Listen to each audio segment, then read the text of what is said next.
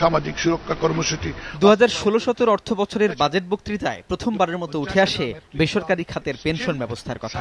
অর্থমন্ত্রী আবুল মাল আব্দুল মুহিত সামাজিক নিরাপত্তার অংশ হিসেবে এই পেনশন ব্যবস্থা চালুর ধারণা তুলে ধরেন। National social security strategy. এরপর থেকেই শুরু হয় বেসরকারি খাতের কর্মীদের মধ্যে নানা মাত্রার আলোচনা গুঞ্জন। সরকারি চাকরি যারা করছে তারা একটা জীবনে একটা পর্যায়ে গিয়ে তারা পেনশনটাকে পাচ্ছে, কিন্তু বেসরকারি যারা করছে তারা জীবনে একটা পর্যায়ে গিয়ে তারা চিন্তা করছে আমরা কি করবো, আমাদের কোনো জায়গা নেই কাজটাতে করার, অথবা আমাদের চাকরি ছেড়ে দিলে আমাদের ছেলে মেয়েদের উপর নির্ভর করতে হচ্ছে, সেটা থেকে সরে আসা যাবে। এটা যদি হয় প্রাইভেট অর্গানাইজেশনে প্রচুর পরিমাণ লোকজন কাজ করতেছে, তাদের সবার জন্য এটা খুব উপকার হবে।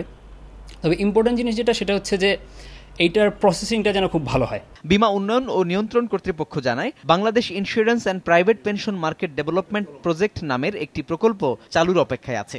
এই প্রকল্পে স্বল্প সুদে 80 মিলিয়ন মার্কিন ডলার সহায়তা দেবে বিশ্বব্যাংক, আর 20 মিলিয়ন অর্থ বরাদ্দ দেবে সরকার। আর পুরো প্রকল্প তদারকি করবে বীমা উন্নয়ন ও নিয়ন্ত্রণ কর্তৃপক্ষ ইডরা।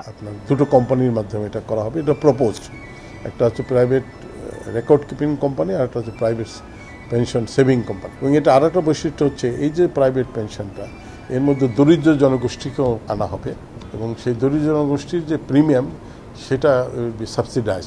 দেশের বীমা কোম্পানিগুলোর মাধ্যমে এ প্রকল্প বাস্তবায়ন করা হবে বলেও জানানো হয়েছে। বেসরকারি বীমা কোম্পানিগুলোর সংগঠন বলছে, সরকার চাইলে তারাও একসঙ্গে কাজ করতে চান। ভিয়েতনামের মতো দেশ, যাদের ইকোনমি প্রায় আমাদের কাছাকাছি, তারা কিন্তু এই সামাজিক নিরাপত্তার ইটা করেছেন, বাট সেটা পাবলিক প্রাইভেট পার্টনারশিপের মাধ্যমে। ভিয়েতনামে যদি সম্ভব হয় তাহলে বাংলাদেশেও প্রত্যেকটা লোককে আপনার পেনশনের আন্ডারে আনা আমার মনে হয় কোনো সমস্যা না। এটা চ্যালেঞ্জ আছে, বাট এটা আমরা করতে পারবো।